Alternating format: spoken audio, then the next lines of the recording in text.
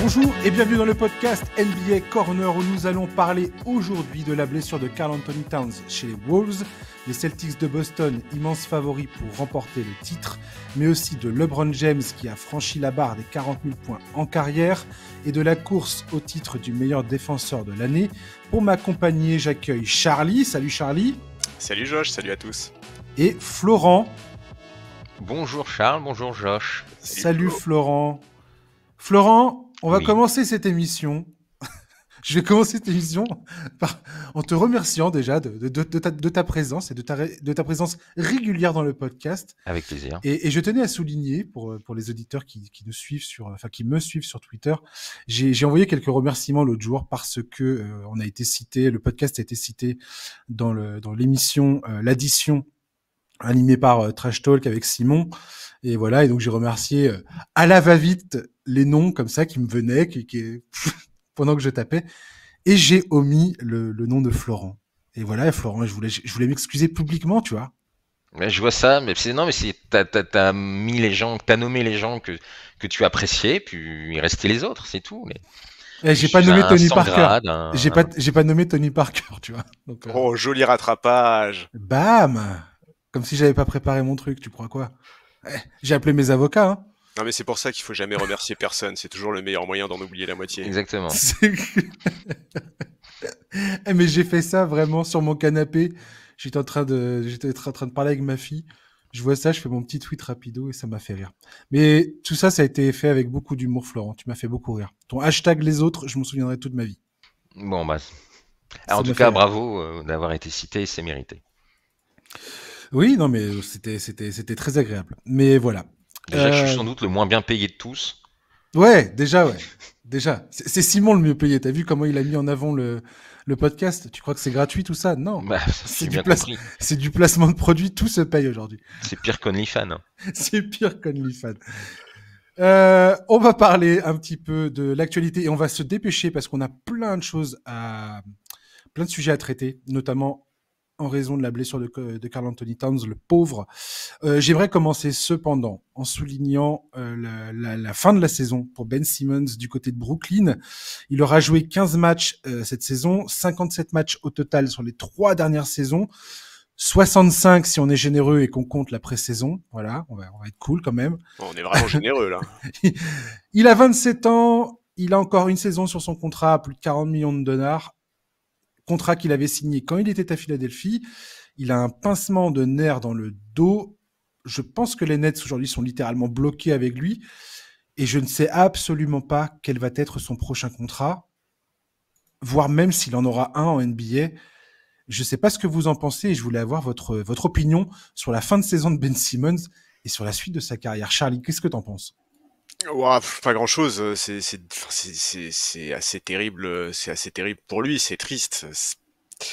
Avant même de parler effectivement d'un prochain contrat, moi ce que j'espère déjà c'est qu'il va pouvoir réussir un jour à vivre sans douleur et sans blessure et éventuellement réintégrer la NBA. Je pense qu'aujourd'hui c'est surtout ça le plus important pour lui, tu l'as dit, depuis les playoffs 2021 conclus en drama avec Philadelphie, il a joué même pas 60 matchs, c'est terrible. On a toujours su qu'il avait des fragilités, mais là on parle de quelqu'un qui vit avec des douleurs au quotidien. Donc pour moi, le plus important aujourd'hui, c'est surtout ça, c'est qu'il réussisse à se libérer de tout ça et à retrouver, sans parler de la plénitude de ses moyens physiques, au moins une vie sans douleur. Florent, qu'est-ce que t'en dis de Ben Simmons ? C'est triste, avant tout triste. On va lui souhaiter, bon rétablissement. Que veux-tu ? C'est dommage parce que c'est quand même un beau joueur. Il a montré de belles choses, mais il a outre les problèmes un petit peu on va dire de gérer la pression, de gérer tout ça. Il a en plus un corps qui lui fait faux bond. C'est pas évident. Il est en contrat jusqu'en 2025 pour les Nets. Contrat assez conséquent en plus, donc c'est aussi un problème pour les Nets d'avoir un joueur comme ça qui ne joue pas. Mais il y a plus grand chose à dire. On espère que ça aille mieux. C'est un tunnel dont on ne voit pas le bout, donc c'est surtout avant tout une histoire triste. Ça peut être un contrat expirant pour les Nets l'année prochaine. Moi, je suis son agent à Ben Simmons. Je me fais quand même du souci sur la capacité de trouver une autre équipe à l'avenir en NBA, clairement, quoi. Je pense que la question s'est jamais autant posée pour Ben Simmons qu'aujourd'hui. Oui, et puis au-delà de l'aspect physique, il y a l'aspect psychologique. Tout à fait. Tu vois, c'est assez terrible ce qu'il vit. Je pense que l'expression un tunnel est tout à fait juste, et pour lui, ça doit être vraiment assez terrible. Surtout que je sais pas si tu te souviens, Charles, mais on avait une émission là au moment où il a joué Ben Simmons, il a eu quelques bons matchs avec les Nets et je t'avais envoyé un message, je t'avais dit tiens, je parlerais bien de Ben Simmons. Et puis finalement, j'avais rétro-pédalé parce que je m'étais dit tiens, on va peut-être attendre un petit peu, voir s'il y a quelques matchs supplémentaires quand même à se mettre sous la dent avant de pouvoir discuter de son jeu et de son impact dans cette équipe des Nets. Et finalement, bah voilà, ça s'est pas passé comme prévu, mais voilà. Il a eu quelques matchs sympas cette saison. Ouais, bah moi Poigné. il me semble même avant la reprise de la saison, on avait fait un podcast sur les joueurs sur lesquels on allait garder un œil cette saison, et il me semble bien que moi j'avais pris Ben Simmons, notamment aussi parce que pour moi c'était un peu une saison charnière pour lui. Et voilà, ça a pas duré longtemps, quoi. Ouais. Prompt rétablissement à Ben Simmons, et comme tu dis, Charlie, c'est ce genre de problème de nerfs dans le dos, ça peut vite être très très problématique, quoi. Dans la vie d'un athlète et dans ta vie tout court. Ouais. Rookie de l'année, hein, pas l'oublier. Ouais. Rookie de l'année. Il avait été rookie. Donc c'était quand même un bel avenir qui était prévisible. Il avait fait des bonnes choses à Philly, mais voilà, le corps n'a pas suivi. Il avait fait des très bonnes choses à Philly. Mhm. Excellent même. On va parler de la grosse news qui est tombée là ces derniers jours. Karl Anthony Towns qui s'est fait qui va se faire opérer, ou il s'est fait, je sais même pas s'il s'est déjà fait opérer ou pas. Ils vont vite parfois et là je sais pas. Mais il doit se faire opérer d'une déchirure du ménisque de son genou gauche. Selon Shams de The Athletic, il devrait être de retour tôt, alors je cite, tôt dans les playoffs à l'Ouest. Ce qui peut dire tout et n'importe quoi. C'est une façon de pas dire une date, mais moi ce que je comprends, c'est potentiellement au premier tour ou à la fin du premier tour, on verra bien. Les Wolves sont actuellement premiers de la conférence Ouest, au coude à coude avec le Thunder et les Nuggets. Le calendrier qui se profile à l'horizon n'est pas simple. Il leur reste 19 matchs à jouer et pas contre des petites équipes. Ils ont 3 matchs sur leur calendrier face à Denver, qui clairement, en ce moment même, en train de faire la course pour essayer de choper cette première place. Ils ont 2 matchs contre Phoenix, qui jouent pour éviter le play-in. 1 contre les Clippers, qui essayent de monter au classement. 2 matchs contre les Lakers, pareil, classement, play-in, tout ça. Charlie, quelle a été ta réaction quand tu as entendu parler de cette blessure de Towns? Bah, c'est un coup dur énorme, c'est assez terrible. Il y a 3 semaines, on a fait un podcast où on se projetait un peu sur les playoffs, et c'est vrai que déjà à l'époque, on disait que pour des équipes comme le Thunder ou les Wolves, le premier tour pourrait être terrible quand on voit les équipes qui sont actuellement dans le play-in, puisqu'il y a quand même une vraie possibilité pour ces équipes-là de se retrouver face à des Lakers, Mavs, Warriors. Donc en plus, faire face à cette situation-là sans un joueur aussi important que Karl Anthony Towns, c'est absolument terrible. Alors moi, je veux bien qu'on se rassure en se disant il sera peut-être de retour sur le premier tour. Ok, mais dans quel état est-ce qu'il sera de retour? On sait très bien que revenir d'une blessure, qui plus est en play-off, c'est toujours très compliqué. C'est quelque chose qu'on a constaté souvent, ne serait-ce que la saison dernière avec Embiid. Bon, franchement, je suis assez triste pour cette équipe. Je trouve que c'est vraiment... en fait, c'est le danger, c'est quelque chose. Chaque saison, on assiste à un truc comme ça. On est dans cette période de l'année critique où à chaque match, on croise les doigts en espérant qu'il n'y ait pas de blessés parmi les playoffables. On sait très bien que comme chaque saison, il y aura son lot de forfaits, son lot de blessures. Voilà, le souci, c'est que pour une équipe comme les Wolves, faire tourner et faire souffler leurs stars pour éviter les pépins physiques, bah déjà c'est jamais une science exacte, et ensuite c'est pas toujours simple. Tu l'as dit, ils ont un calendrier à venir qui va être compliqué. Aujourd'hui, c'est très très difficile de se projeter sur la fin de saison des Wolves, quoi. C'est quand même c'est horrible si t'es fan des Wolves, parce que cette équipe n'a pas gagné de série de playoffs depuis 2004. C'est quand même ça fait quand même excessivement longtemps, ça fait 20 ans, t'imagines? Et là, ils sont premiers de la conférence. T'as l'impression qu'ils ont enfin l'opportunité de compter, voire clairement de jouer le titre. Enfin, je veux dire, il n'y a pas d'autre façon de parler de cette équipe aujourd'hui. C'est potentiellement un des contenders, même si on peut trouver, chipoter, dire que il y a ci, il y a ça qui va pas, il y a peut-être des faiblesses à tel ou tel poste et ainsi de suite. Ok, très bien, je l'entends. Mais si t'es fan des Wolves, c'est une année absolument génialissime à vivre actuellement. Ouais, mais surtout, Et là, ça s'écroule, quoi. surtout que les 2 saisons précédentes se sont achevées par une défaite au premier tour des playoffs. Donc forcément, là, c'est un peu l'année où tu te disais, bon bah voilà, là c'est l'année où on passe un cap. Ah, c'est horrible. Ouais, c'est horrible. Florent, qu'est-ce que t'en penses, toi? C'est sûr que niveau timing, c'est pas une très très bonne nouvelle. En plus, comme tu l'as dit, dans 4 semaines, il sera réexaminé, ce qui veut dire que pour l'instant, il n'y a pas du tout de timeline précise. C'est pas non plus très rassurant. Et selon l'état médical, ça peut durer un peu plus, ça peut faire un début de... Alors c'est dans 40 jours les playoffs, donc dans 4 semaines. Est-ce qu'il sera hâte pour le début des playoffs? Est-ce qu'il sera hâte pour le milieu de la première série? Pour éventuellement la deuxième série, s'il y en a une, les demi-finales de conf? C'est très compliqué, ça tombe à un très mauvais moment. Et puis, ils vont sans doute et très probablement chuter un petit peu au classement, ça c'est une évidence. D'autant qu'entre le premier et le quatrième, il y a 4 matchs. Donc il y a quasiment rien, donc ils pourraient vite dégringoler à la 4e, voire 5e place. C'est sûr que c'est pas non plus la même chose, c'est pas le même adversaire qu'ils auront, ce sera sans doute plus compliqué. Donc oui, c'est une très mauvaise nouvelle parce que au-delà du scoring, c'est aussi un joueur qui participe beaucoup au playmaking, à la façon de fluidifier un petit peu l'attaque, donc ça pose problème.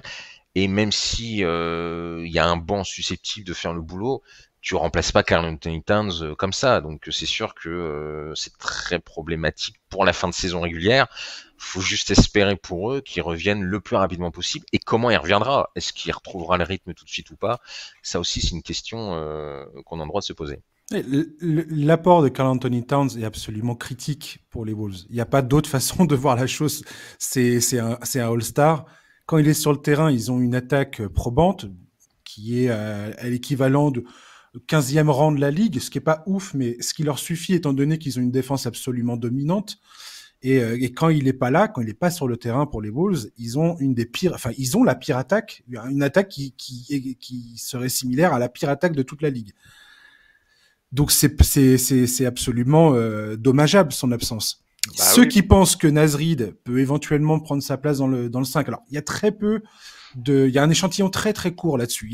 Nasrid a joué avec le 5 majeur, avec les autres joueurs du 5 majeur, donc Conley Edwards, Jaden McDaniels et Rudy Gobert, pour un total de 67 minutes cette saison.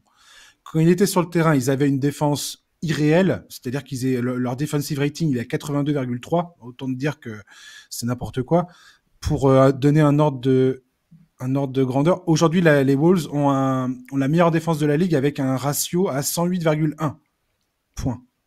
Donc autant de dire que c'est n'importe quoi. Par contre, quand il est sur le terrain, Nasrid à la place de Towns, leur attaque ne décolle absolument pas. Pareil, c'est une des pires attaques. Donc l'échantillon est excessivement petit, donc ces chiffres que je viens de donner n'indiquent pas grand-chose si ce n'est que Nasrid ne sera pas du tout le remplaçant et que Nasrid dans le 5 majeur pour remplacer Karl Anthony Towns, c'est aussi Nasrid qui ne sort pas du banc. Et donc les Wolves vont se retrouver avec un déficit de rotation. Et pendant les playoffs, ça va être compliqué. Et c'était une des forces de cette équipe. C'était le fait qu'ils avaient un effectif justement capable de s'adapter à plusieurs configurations, à plusieurs adversaires en fonction de ce qui pose problème à l'instant T, quoi. Et là, leur marge de manœuvre est beaucoup plus réduite.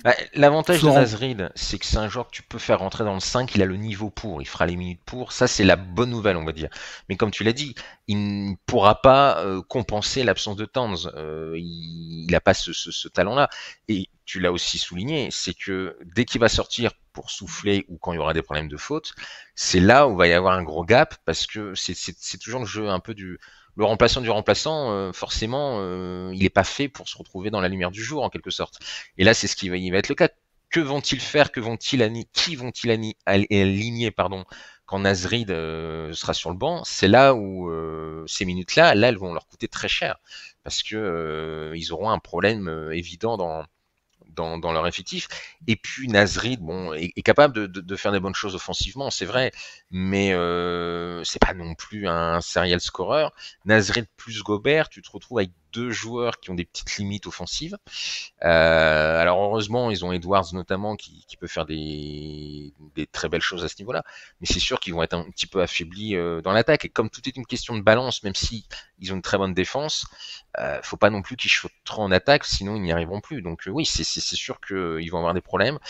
Va falloir trouver une rotation viable, surtout quand Nasrid sera sur le banc. Ça, c'est la vraie question, c'est ça. Qu'est-ce qu'ils vont adapter comme rotation quand Nasrid pourra pas être dans le 5? Charlie, comment tu vois les Chris Finch réussir à pallier l'absence de Towns?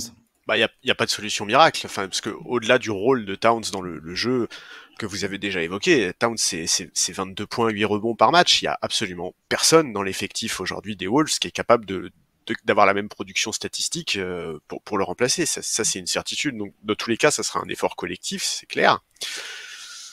Mais c'est vrai qu'à l'instant T, j'ai du mal à voir comment est-ce qu'ils vont pouvoir trouver ces solutions-là. Je vois pas qui, à moins effectivement que les autres leaders, que soit Anthony Edwards, Rudy Gobert, etc., réussissent à hausser leur niveau de jeu et à augmenter leur production statistique.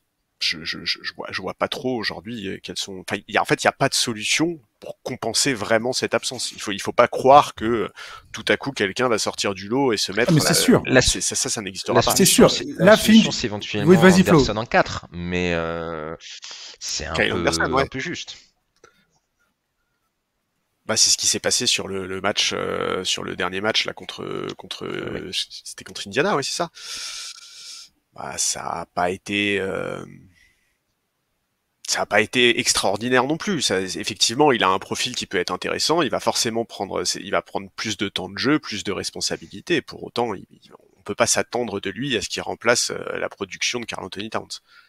Et comme l'a dit Flo, ce qui va être compliqué pour les Wolves aujourd'hui, c'est ils ont très peu de temps. Enfin, ils ont moins de 20 matchs pour régler cette histoire de rotation et trouver quelque chose de viable en attendant, en croisant les doigts, pour que Karl-Anthony Towns revienne à peu près correctement. Je veux dire, c'est voilà la façon dans quel état il va revenir. Est-ce qu'il sera pas complètement hors forme au moment de son retour? Ça, c'est une autre question. Bah oui. Mais là, il va falloir trouver potentiellement des solutions. Alors que ça n'ait pas marché avec Kyle Anderson tout de suite. Ça, c'est sûr qu'ils sont obligés, en très peu de temps, de changer leurs habitudes, de changer quelque chose qui fonctionnait. S'ils débutent les playoffs bon an, mal an avec cet effectif, j'ai peur, moi, personnellement, qu'on voit Edwards se cramer totalement sur le terrain, en fait. À trop vouloir en faire, parce que sa responsabilité offensive va être décuplée. Ils vont avoir besoin que quelqu'un nourrisse la marque. Et à part lui dans cette équipe, ça va être compliqué. Enfin, je vois pas qui est en mesure de clairement pointer de pointer assez pour compenser l'absence de Towns, quoi. Et j'ai peur de voir Anthony Edwards se cramer totalement. Ouais, je suis assez d'accord avec ça, et c'est vrai que, enfin, tu vois, en plus, s'ils parviennent à conserver, à rester assez haut, ce dont je doute, mais enfin, imagine un scénario où au premier tour, ils se retrouvent face à une équipe qui sort du play-in, qui est déjà en rythme, le couteau entre les dents. Enfin, tu vois, genre le retour de Karl-Anthony Towns, moi, ça me fait peur, et j'espère qu'ils vont pas précipiter son retour, parce que là, pour le coup, ça pourrait être une vraie catastrophe. Mais c'est tout à fait ça, c'est-à-dire que là, c'est pas comme s'ils allaient pas tomber au premier tour face à un adversaire qui potentiellement va être excessivement problématique dès le départ, quoi. Il y aura pas un premier tour un peu cajolant, histoire de se mettre en rythme. Ils peuvent quoi. se taper Ça va les pas être Suns ça ou les du tout, Pélicans. en fait. Hein. C'est pas Oui, évident. voilà. Enfin, je veux dire, quoi qu'il arrive, ça va être un sérieux client immédiatement. Et les Wolves, déjà, enfin, c'est pas que j'avais pas confiance en eux, mais ils avaient quelques limitations, notamment offensives, qui me faisaient dire, bon, bah, ça va pas être simple, quoi. Il suffit que tu aies 2-3 matchs où tu as une panne offensive, et bah, t'es sorti en playoff, clairement, quoi. Et là, la question, elle est multipliée par 10, en fait. Il y a le site américain, la Sportsline, qui a projeté les Wolves sur leurs 20 derniers matchs. Donc, il projette un bilan de 11 victoires, 9 défaites. C'était 13 victoires, 7 défaites si Towns avait été en pleine santé. Les chances des Wolves d'avancer au premier tour, pour l'instant, ça n'a pas tant que ça bougé, mais je sais pas. C'est vraiment pas de chance pour Minnesota, quoi. Je suis vraiment dégoûté pour eux, quoi. Ouais, c'est pas de chance, mais enfin voilà, c'est un truc chaque année on y a le droit, quoi. On le sait, on est vraiment dans cette période de l'année là où bah, la moindre blessure peut mettre fin aux espoirs de toute une équipe qui bosse depuis des mois et des mois pour arriver à ses fins. On est vraiment dans cette période de l'année charnière où vraiment tous les rêves peuvent être brisés en une torsion de genou, quoi. On a choisi de pas en parler parce on va peut-être manquer de temps, mais les Cavaliers, très rapidement, hein, les Cavaliers avec Mobley, Evan Mobley, c'est exactement la même chose. Le mec se fait la cheville. Les Cavaliers, c'était l'équipe qui mettait des gifles à tout le monde pendant plusieurs semaines depuis le début de l'année 2024. Et tout d'un coup, tu te dis, mais voilà, il y a tout qui semble se fragiliser d'un seul coup. Oui, puis on peut parler de New York aussi. Enfin, rappelle-toi de ce ouais, de New York à la deadline où il y avait des médias qui se posaient la question de savoir s'ils intégraient le cercle des favoris ou des prétendants au titre. Et aujourd'hui, on en est à compter les mecs qui sont à l'infirmerie, quoi.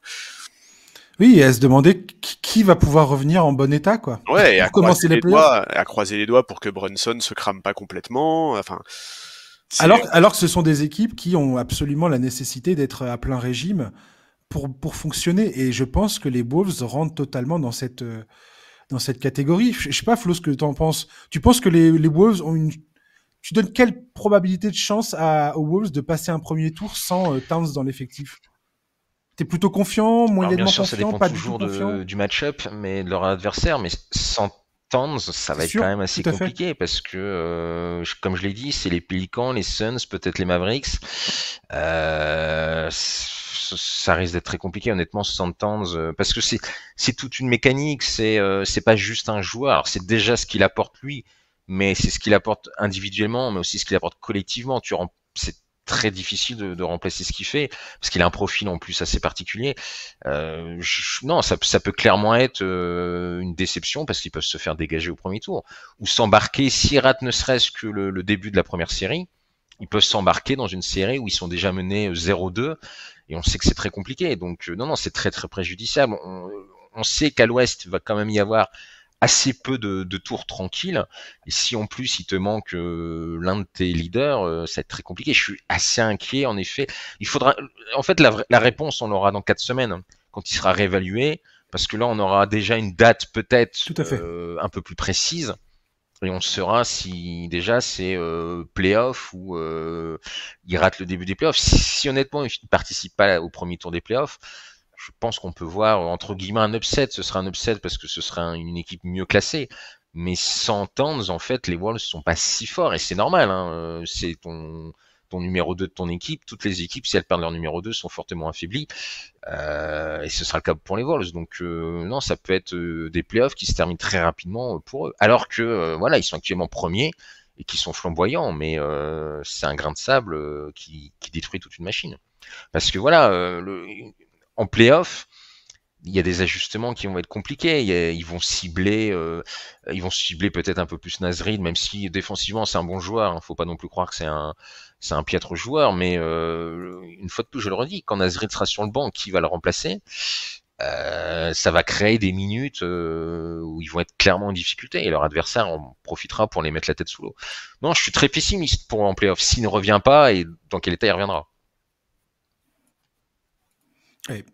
On a observé, je pense, dans les prochaines semaines, comme tu le dis, c'est là où on va pouvoir se faire une bonne idée. L'allocation des minutes, les nouvelles rotations mises en place par Chris Finch, je pense que ce sera le plus important. Voir comment Anthony Edwards réagit aussi offensivement. Est-ce qu'il prend plus de tirs? Est-ce qu'il a plus de déchets? Voir qui essaye d'élever son niveau de jeu offensif. McDaniel, j'ai envie de croire qu'il est capable de prendre plus de responsabilités. pas du tout au niveau de compenser Towns, hein, je me fais pas d'illusions là-dessus, mais voir comment ils se répartissent la tâche et comment ils serrent les dents jusqu'au début des playoffs. On verra ça. On va parler des Celtics qui avant leur défaite in extremis face à Cleveland le 6 mars dernier affichaient une série de 11 victoires consécutives. Et ils ne se contentaient pas de gagner les matchs, les Celtics. Ils annihilaient littéralement leurs adversaires avec un différentiel de points jamais vu dans l'histoire de la NBA sur une telle série de victoires. Il y avait une différence de points de plus 243 points. Personne n'a jamais fait ça. Ils possèdent actuellement la meilleure attaque de la ligue, la deuxième meilleure défense. Ce que deux équipes avant elles avaient réussi à faire au XXIe siècle, les Warriors de 2015 et les Warriors de 2017. Dans les deux cas, ça s'est terminé sur un titre. Sur la saison, ils possèdent un des différentiels de points les plus élevés de l'histoire, juste derrière 4 équipes toutes titrées à la fin de la saison, hein, les Lakers de 1972, les Bucks de 1971, les Bulls de 1996 et les Warriors de 2017. Ils sont absolument létaux à 3 points, plus grand volume de tentatives, plus grand volume de tirs primés, quatrième meilleur pourcentage de réussite de toute la NBA à largement plus de 36,5%. C'est un 38,6 je crois de réussite la dernière fois que j'ai regardé. J'ai l'impression qu'on est un peu face à une équipe, ça me fait un peu penser aux Warriors de 2015 où tous les indicateurs de Boston nous montrent que cette équipe est absolument dominante. Ils se font une saison régulière où ils marchent sur tout le monde, ça fait des semaines qu'on le répète, et là il y a ils ont enchaîné 2 défaites, donc ça paraît peut-être moins concret pour tout le monde, parce qu'ils ont perdu contre Cleveland et Denver. Mais cette équipe devrait nous paraître inévitable, et pourtant il y a encore pas mal de gens, j'ai l'impression, qui doutent en Boston. Charlie, qu'est-ce que tu penses de Boston ? Qu'est-ce que tu penses ? Est-ce que la série de 11 victoires consécutives qu'ils ont eues t'as fait changer ton d'avis sur Boston ou pas qu'est-ce que t'en penses à l'instant présent de cette équipe ? Bah non, ça ne m'a pas fait changer d'avis parce que c'est quelque chose qu'on a déjà évoqué. Cette équipe, elle réunit tous les éléments qu'on cherche chez un candidat au titre: l'attaque, la défense, la profondeur d'effectifs, les prestations sur le parquet, avec, tu l'as dit, des victoires extrêmement convaincantes. Ils ont annihilé quasiment tout le monde.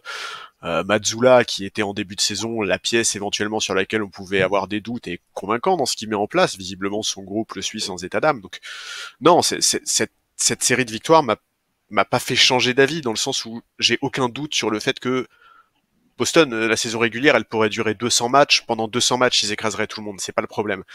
Enfin, presque tout le monde, parce que tu l'as dit, il y a quand même quelques petites défaites par-ci par-là, mais en fait, moi, j'attends plus rien d'eux, entre guillemets, en saison régulière. C'est en play-off que je peux avoir des réponses. On l'a dit, il y a quelques semaines, quand on a évoqué les candidats au titre, on avait mis en avant un des éléments qui pouvait poser question chez Boston, c'était la perte d'un profil comme Smart, un peu gardien du temple, capable de sonner la révolte, de gueuler un coup quand il le faut, parce qu'on le sait, cette équipe, elle peut faire preuve d'une certaine nonchalance, avoir des passages à vide, faire preuve de suffisance. C'est d'ailleurs un peu ce qui s'est passé dans le match contre les Cavs, qui perdent dans le 4e quart-temps après avoir compté plus de 20 points d'avance. Alors, ça peut paraître anecdotique, mais en fait, cette équipe, elle a tellement d'armes, elle est tellement dominante que c'est, entre guillemets, normal d'aller chercher la petite bête, d'aller au fond des choses.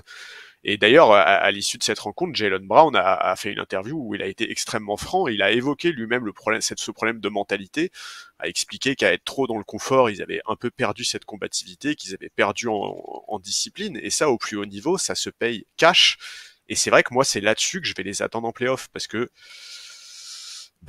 face à des équipes qui au contraire brillent par l'intensité folle qu'ils sont capables de mettre, on peut citer Miami, parce que c'est un peu le running gag que je vois souvent sur les réseaux sociaux, tout ça pour se faire sortir par Jimmy Butler en demi ou en finale de conférence. Bon, la seule chose que j'attends de Boston, c'est les playoffs. J'attends plus rien d'eux en saison régulière. Tout ce que t'as dit est vrai, c'est une équipe incroyable, extrêmement dominante, extrêmement forte. Elle réunit tous les ingrédients d'un champion, mais maintenant il faut le prouver. Flo, ton opinion sur Boston ? C'est vrai qu'ils sont très forts, ils sont très impressionnants, surtout en saison régulière et surtout cette saison. Pour autant, est-ce que c'est le favori ? Non. Alors cette saison, c'est compliqué de mettre un favori, mais si je devais en mettre un, je mettrais pas les Celtics quand même. Il y a Tu mettrais qui, tiens? Parce que si Boston, c'est moi, pas ton favori pour le titre, m'en c'est qui? maintiens qu'un back-to-back Nuggets. Ouais, ok. Parce que justement, Mais c'est hyper intéressant. Dis-moi pourquoi tu lances. Parce que non, vas-y. si tu. Excuse-moi 2 secondes, mais C'est pour faire de juste l'audience, pour, je dis ça. orienter la conversation, c'est très intéressant parce que après cette série de 11 victoires, on a eu un nombre incalculable d'articles qui nous disaient à quel point Boston est incroyable et ainsi de suite, ce qui est absolument vrai. Quand tu regardes tous ces chiffres-là, c'est impossible de regarder tout ça en se disant, mon Dieu, mais s'ils se croûtent encore, ce serait quelque part affligeant parce que ils cochent absolument toutes les cases pour gagner quoi. Ils ont absolument tous les éléments en main pour le remporter. Et comme dit Charles, moi je partage tout à fait son sentiment. Quelque part, la saison régulière de Boston, je m'en contrefiche. J'ai juste envie de les voir en playoff et qu'ils parviennent à faire ce qu'ils veulent faire en playoff. Et j'ai des doutes. Je continue à avoir des Est-ce doutes. qu'ils sont forts, très forts? Oui. Plus forts que la saison dernière? Oui, notamment parce qu'ils ont parfaitement réussi la greffe autour de Porzingis, on y reviendra sans doute plus tard. Mais toi, par exemple, si tu prends le bilan des Celtics contre les 4 premières équipes de l'Ouest, ils ont un bilan négatif. Ouais, ils ont. Ah ouais? Si tu prends J'ai pas regardé, les ça donne Wolves, quoi les alors? Nuggets, les Clippers et le Thunder, eh ben ils ont un bilan négatif face à ces 4 équipes. Et en plus, je crois qu'ils doivent avoir une victoire contre Denver, mais je crois que c'est le premier match, l'opener de. Non, ils ont perdu les 2 matchs contre Denver. Ils ont pas joué 3 fois. Les deux, ils ont perdu à Ah oui, c'est vrai. Boston. Oui. Non, ils jouent que 2 fois contre. Enfin bref, peu importe, mais ils ont un bilan négatif contre ces équipes. Donc ce qui est quand même un petit. Donc on peut se poser, voilà, face au fort, ils ont quand même des. Oui, c'est vrai, mais c'est l'opener, mais ça compte quand même. Mais c'est vrai, ils ont perdu contre Minnesota, ils ont perdu contre les Clippers, etc. Donc face aux 4 plus gros de l'Ouest, le bilan est déjà moins réjouissant. Donc on peut peut-être se dire, tiens, il y a peut-être des choses qui se posent. Ensuite, c'est une arme à 3 points extraordinaire. C'est pas que leur force, ils défendent aussi extrêmement bien, mais ils sont très très forts. Le problème, je trouve, c'est que dans toutes leurs défaites, systématiquement, ils ont des stats à 3 points qui sont pas bonnes. Et en 2023, je parle que de cette saison, hein, donc pas 2023 de la saison 2022-2023. Dès qu'ils sont en dessous de 30%, ils perdent. Et en 2024, dès qu'ils sont en dessous de 35%, ils perdent le match à 3 points. Et le problème, c'est que ça peut arriver de ne pas être bon à 3 points, bien sûr. Mais quand Boston n'a pas cette stratégie de très bien jouer le 3 points, je trouve qu'il manque un peu de plan B, notamment parce que moi je trouve quand même que ce qui leur manque cruellement, c'est un joueur capable d'attaquer le cercle. En drive, ils n'ont pas de joueur capable de faire ça. Jaylen Brown est assez compétent là-dedans, mais sa fréquence dans pénétration n'est pas énorme. Ouais. Mais oui, c'est ça. Même si sur le papier, il a les compétences pour les faire. Je serais moins enthousiaste que vous sur les drives et la conduite de balle de Brown, où je trouve quand même que c'est pas. Ouais, mais il y a sa fameuse main gauche. Même sa main droite, je suis pas si confiant que ça, mais il le fait pas tant que ça. Tatum à la limite est efficace, mais il le fait très peu. C'est pas dans son jeu. Porzingis, c'est pareil. Porzingis, c'est pas dans son jeu et il est pas non plus une grande efficacité. Ils ont pas ce profil-là dans l'équipe. Et je pense que c'est ce qui leur manque énormément parce que si la machine s'enraye, le plan B, il est pas si évident que ça pour les Celtics. Et j'ai peur qu'en playoff, ça puisse leur poser problème parce qu'il y a peut-être des séries où ils seront obligés d'aller un peu plus dans la raquette. Ils auront peut-être du mal à le faire s'il y a un soir où ça rentre pas à longue distance. Je suis pas sûr qu'ils aient les ressources basket pure pour s'en sortir. Pour ça que ça m'inquiète un petit peu. Alors c'est de l'inquiétude sur une équipe, je suis d'accord avec vous. Hein, là, si on regarde vite fait, même si on va en profondeur, c'est une équipe qui est très forte. Mais il y a quand même des petits avertissements. Voilà, comme je le dis, face au top 4 Ouest, ils ont un bilan négatif. Je crois que c'est 2 victoires et ça doit être 5 défaites. Donc il y a quand même des petits éléments qui montrent que face au gros, c'est un peu plus compliqué quand même. Dans le match face à Denver la nuit dernière, c'est un peu ce que je me suis dit en fin de match. Quand je voyais Boston, la façon dont Boston et Denver ont joué cette fin de rencontre est assez représentative de ce qui me fait du doute que je ressens quand je vois Boston. Alors encore faut-il être capable de se mesurer à Boston déjà, au premier abord déjà. C'est ce qui est pas, il y a pas très très peu d'équipes qui sont capables de les regarder droit dans les yeux. Mais si tu es capable de le faire, quand je voyais Denver qui se reposait sur son jeu à deux avec Jokic et Murray, et surtout avec Jokic de haut panier quelque part, et Jokic qui essayait toujours de trouver soit d'attirer une prise à deux, soit de trouver la passe à faire pour ressortir le ballon, ou faire une passe lobée à Aaron Gordon. Et d'ailleurs, quel duo absolument divin que Gordon et Jokic, quoi. C'est absolument n'importe quoi. Mais je suis plus rassuré d'avoir un joueur comme Jokic qui est capable d'aller chercher des points près du cercle, de provoquer des fautes et de ressortir des ballons pour des joueurs ouverts, que de voir une équipe comme Boston qui essaye de prendre le premier tir à 3 points ouvert disponible. Et j'ai l'impression que Boston, franchement, ils étaient à 2 doigts de remonter dans cette fin de match. Et ils ont compté 10 points de retard vraiment, on était tout proche de la fin, ils étaient à 10 longueurs de retard. Mais je sais pas, il y a quelque chose qui me rassure pas dans le jeu de Boston, dans leur quand il faut aller gagner le match, je me dis, si tu t'en remets à ton adresse au tir, que ce soit mi-distance ou 3 points, j'ai du mal avec ça, en fait. Charlie, qu'est-ce que t'en penses? Mais en fait, c'est un peu le revers de la médaille de cette saison si réussie, c'est qu'ils ont été tellement peu mis en difficulté cette saison, ils ont jamais connu de période où il fallait aller chercher des solutions. Alors, est-ce qu'ils sauront le faire s'ils sont confrontés à une série qui se passe mal? Bon, j'ai tendance à dire qu'ils ont les armes pour sur le papier, mais c'est pas forcément suffisant. S'ils l'ont jamais fait de la saison, tu peux difficilement improviser quelque chose comme ça en cours de playoff. Et puis le passif de cette équipe fait forcément qu'on se demande comment elle réagira si les choses ne tournent pas dans leur sens. Donc, enfin, il y a énormément de défaites de Boston qui se sont jouées cette saison dans les toutes dernières minutes. Hein. C'est assez dingue, je sais plus le nombre, mais vous pouvez compter chez vous. Regardez le nombre de défaites de Boston qui se sont jouées à moins de 5 points. C'est assez incroyable. En fait, il pourrait avoir un bilan encore plus outrageusement dominant qu'ils ne l'ont aujourd'hui, quoi. Ouais. C'est terrible, en fait.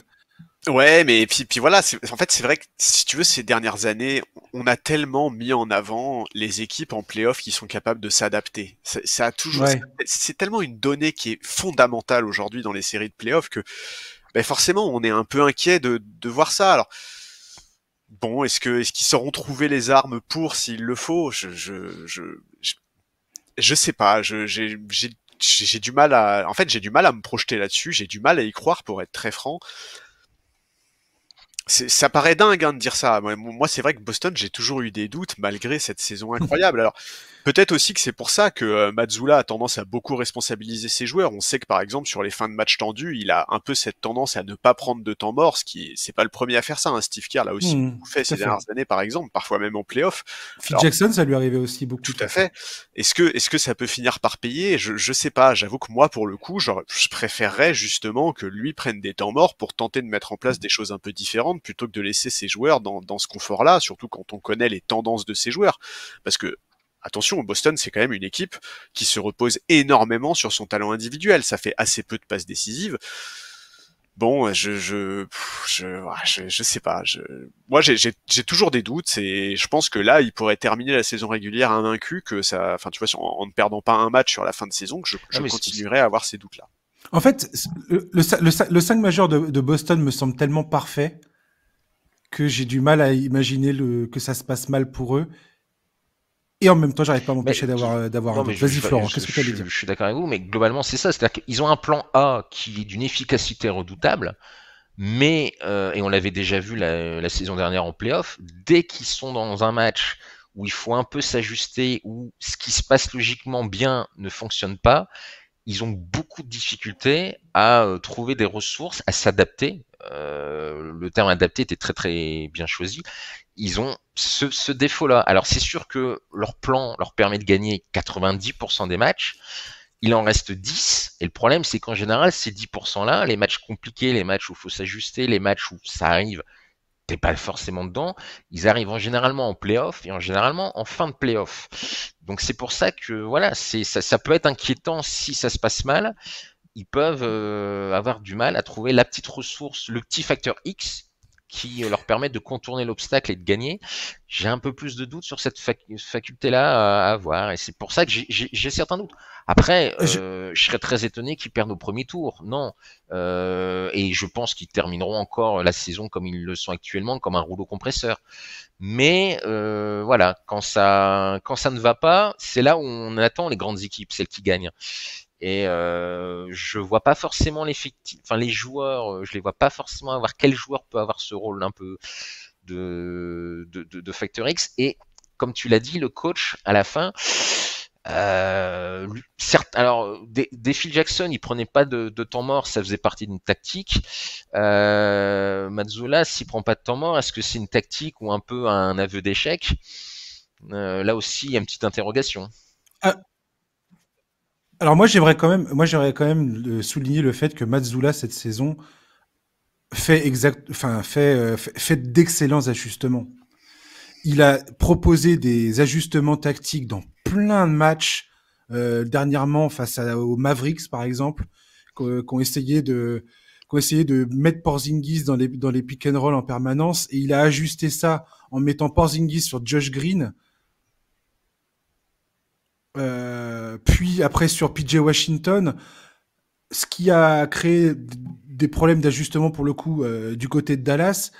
Mazzola arrive à trouver énormément de solutions. Mais sans varier énormément l'attaque. En fait. Sans varier énormément l'attaque, peut-être, mais on peut. Je sais pas. Moi, j'arrive pas à dire que moi Mazzola, quand je vois ce qu'il propose sur un terrain, je le trouve excellent personnellement. Je le trouve absolument excellent dans ce qu'il propose, dans sa façon de préparer son équipe pour les adversaires en place.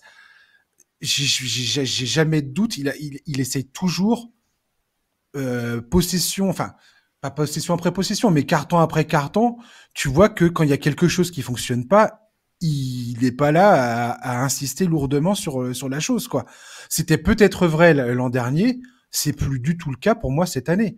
Maintenant, il faudra le voir en play-off, où les playoffs sont encore à un autre niveau d'ajustement. C'est-à-dire qu'en playoff, tu dois ajuster face à la même équipe qui va te scouter et te pousser dans tes retranchements et va te contraindre à trouver des solutions et des contre-solutions et de contre-solutions aux problèmes qui sont posés. Du moins si tu as un bon coach. Notamment si tu as un mec comme Eric Spoelstra en face de toi, par exemple. Qui est vraiment, c'est le nom le plus facile à sortir de toute la clique. Oui, mais c'est bien de le rappeler. Mais c'est bien de le rappeler. Mais oui, bah ouais, oui, mais ce que je veux dire par là, c'est que Mazzola, je peux pas, pour moi, il a fait énormément de progrès.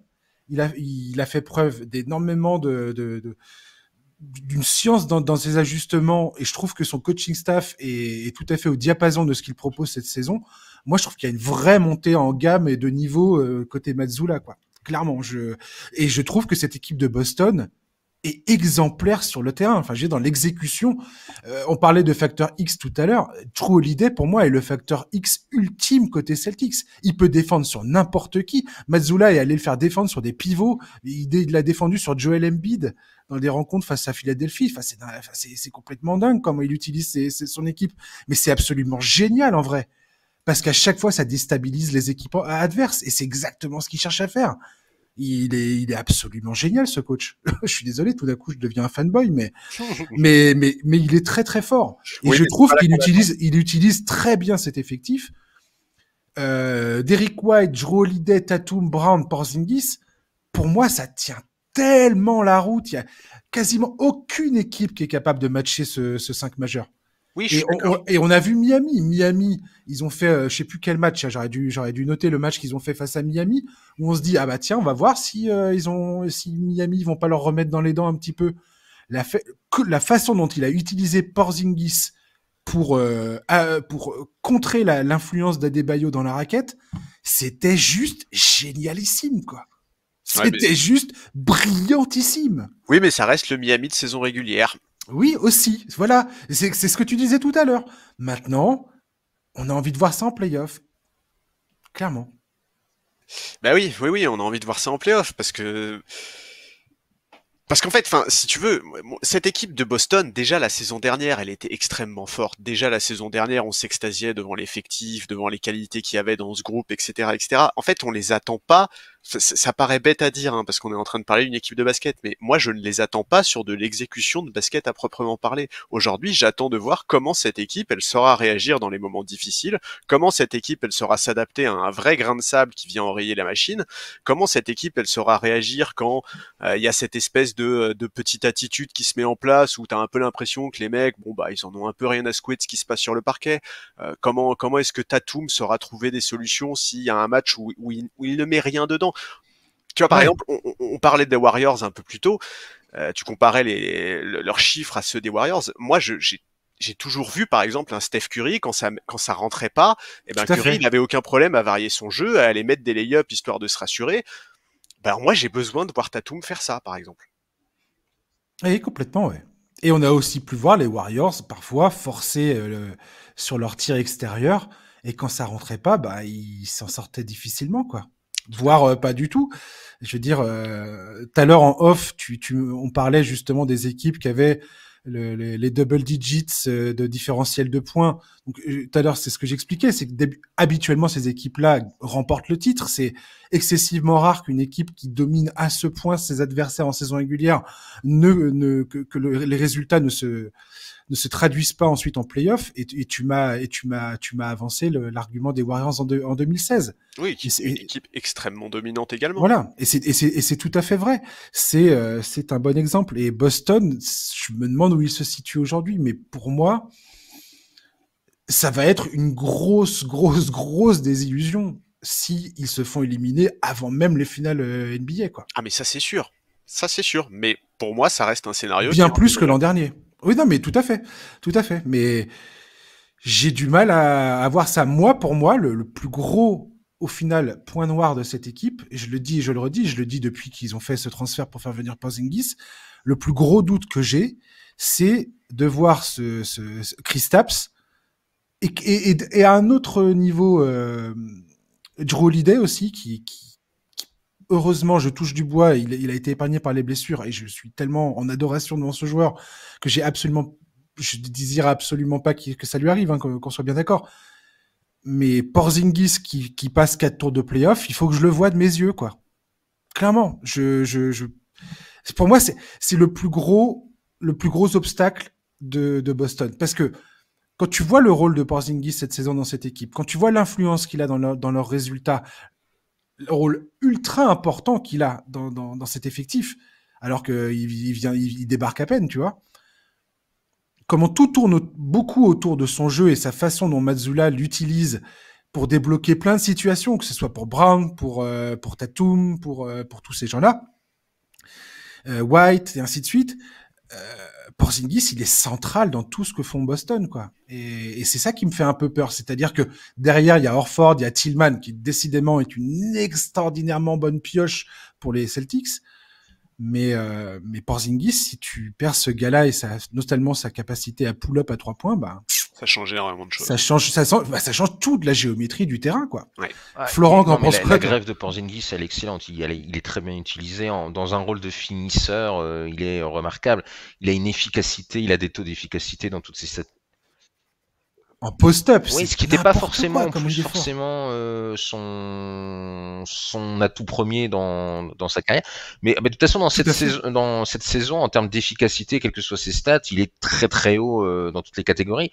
Parce que voilà, il bénéficie totalement du système qu'il utilise en tant que finisseur et il se régale et il fait des dégâts contre les adversaires. Et les match-up, il les réussit aussi parce que souvent, il lui donne des match-up à son avantage et il s'en sort très très bien.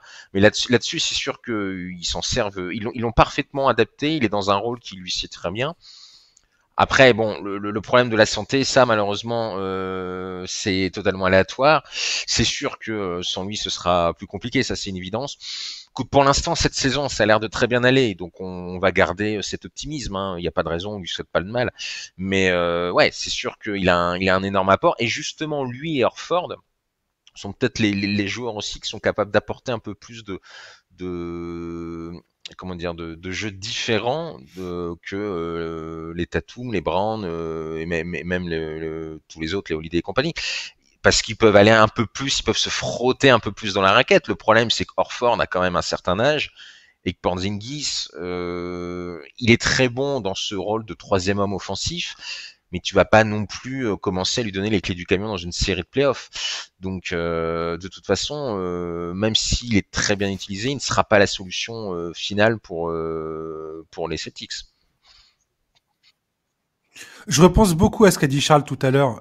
Je trouve ça vraiment, moi, c'est peut-être ça qui me marque le plus avec cette équipe, c'est sa capacité de jouer un peu, enfin de faire un peu. Comment cette équipe va réagir quand elle va se faire rentrer dedans, quoi.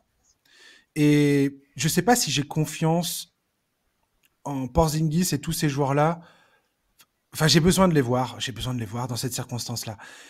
Quand ils vont être vraiment secoués, s'ils le sont, hein. C'est Ils pas vont dit. l'être.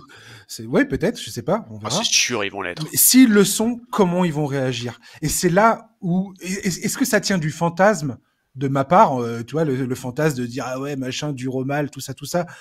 À quel point je me fais un film dans ma tête, ou à quel point ça va se concrétiser au moment où ils vont se prendre un uppercut dans la mâchoire et on va se dire tiens, comment vont réagir les Celtics, quoi. Et l'an dernier, quand Miami leur a mis la tête dans le lavabo, eh ben ils étaient pas contents, quoi. Ça s'est pas bien passé pour eux. Non, non, c'est clair. C'est bon, moi, c'est vraiment le gros point. Alors après, effectivement, il y a aussi l'aspect physique que vous avez évoqué. Je suis tout à fait d'accord sur le fait que c'est aléatoire. Maintenant, Boston a réussi quand même. S'il y a bien un bénéfice à cette saison régulière aussi dominante, c'est que là, on est à un mois et une semaine des playoffs. C'est le 20, il me semble, le 20 avril.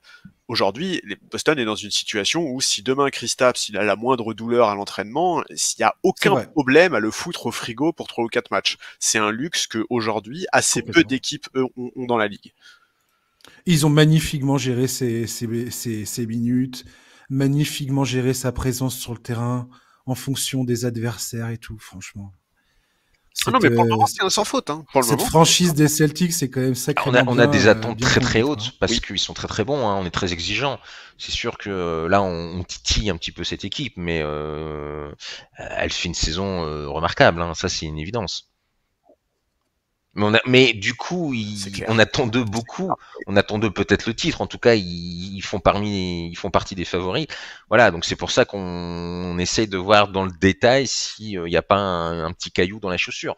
Mais globalement, pour l'instant, le marathon se passe très bien. Pour moi, par contre, que les choses soient claires, s'ils gagnent pas le titre, c'est un échec. Ah, c'est un échec monstrueux. C'est un échec énorme, hein, pour moi. Hein. Même s'ils perdent en finale contre les Nuggets en 7 matchs, c'est un échec pour moi. Ah, mais complètement. Et je suis pas du tout convaincu que la saison prochaine, ils réussissent une telle saison. En fait, c'est ça qui est assez dingue avec cette équipe. C'est que elle se hisse par ses résultats et par toutes ces statistiques qu'elle engrange là depuis le début de la saison. Elle s'est hissée à un niveau où t'as que des équipes iconiques. T'as que des équipes légendaires qui sont là, quoi. Les Lakers de Chamberlain, les Bulls de Jordan, les Warriors de Curry, tout ça. C'est le gratin du gratin de la NBA, quoi. Ouais, en fait, elle s'est hissée dans une sphère où on attend que le titre, sauf que c'est pas aussi simple que ça. Ouais. Et où si tu te viandes, eh ben ça va être des discours sans fin sur ah mon Dieu, vous êtes à la masse, quoi. Oh, j'ai hâte du retour des débats sur le duo Tatum Brown. Oh, j'ai hâte. On verra ça. D'autant qu'ils ont quand même une petite aussi. Horford et Holiday sont pas non plus d'une toute première jeunesse. Hein. Donc la fenêtre est pas si grande non plus. Alors tu peux parler de l'âge des joueurs, Florent. On peut aussi parler de leur salary cap qui sera absolument intenable au-delà de la saison prochaine. À moins que les proprios acceptent de signer des chèques impossibles à la NBA. Pourquoi pas, hein, et les mecs sont des milliardaires, donc je pense qu'ils ont les moyens. Après, il y a aussi avec le nouveau système, faut le vouloir. Si tu fais sauter la taxe, tu payes, mais en plus, t'as au niveau de la draft et tout ça, t'as des sanctions. Donc, c'est un choix. Ah oui, après, t'es bloqué. Sur l'avenir, c'est un choix qui est bloqué sur toi. Beaucoup de choses. Non, et puis le propriétaire, moi je veux bien qu'il soit d'accord pour payer n'importe quelle amende, mais bon, je pense qu'il a quand même un peu envie de gagner des titres, et le problème c'est que tu payes des amendes pour une équipe qui gagne des titres. Si tu gagnes pas le titre cette saison, est-ce que vraiment t'as envie de payer, quoi? Ah mais totalement. Totalement, on verra bien. Mais effectivement, il y a plein de paramètres à prendre en compte, l'âge, les salaires et tout ça. Cette équipe, cette saison, est taillée pour aller au titre, clairement. Ils étaient finalistes en 2022, je le rappelle. Euh, L'an dernier, tu peux dire c'est une désillusion, tout ça. Miami, parcours totalement singulier, extraordinaire et hors du. Voilà, enfin, ça ne se repassera plus comme ça. On verra. On verra. Mais en tout cas, voilà, les Celtics, logiquement, sur le papier, ça devrait marcher jusqu'au titre, quoi. On va parler du trophée du meilleur défenseur de l'année. Selon la quasi-totalité, voire la totalité des sites sportifs, en tout cas, j'ai pas vu de sites de paris sportifs, tu sais, les bookmakers, tout ça, là, qui disent que Rudy Gobert n'est pas l'immense favori pour remporter le titre cette saison. Ce sera son 4e en carrière. Il est à la tête de la meilleure défense de la ligue. Il est de loin le joueur avec le meilleur defensive rating de toute la ligue, defensive rating individuel. Parmi les poursuivants, on trouve des noms comme Anthony Davis, Jarrett Allen ou encore Bam Adebayo. Il y a également 2 rookies qui sont cités, Shelton Green bien évidemment, et surtout Victor Wembanyama. Et ce qui me fait beaucoup rire, c'est que ces derniers temps, dans de nombreux podcasts que j'écoute, de nombreux articles que je lis, je vois souvent les journalistes être déchirés parce qu'ils se disent, en fait, on se retrouve, on est incapable de. Enfin, c'est pas possible de donner le titre à Wembanyama parce qu'il est dans une équipe qui est trop faible. Mais ce qu'il fait individuellement sur un terrain et notamment l'impact qu'il a sur les Spurs, défensivement, c'est totalement irréel.